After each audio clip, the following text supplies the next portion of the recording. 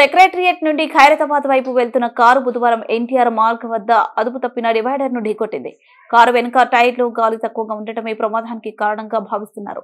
Divider పైకి ఎక్కిన car పక్కన ఉన్న పోల్ ను ఢీకొట్టి విరగదీసింది. అలాగే ఓ పెద్ద వృక్షాన్ని ఢీకొని కారు ఆగిపోయింది. ఎయిర్ బెలూన్స్ ఓపెన్ కావడంతో ప్రయాణికులు సురక్షితంగా బయటపడ్డారు.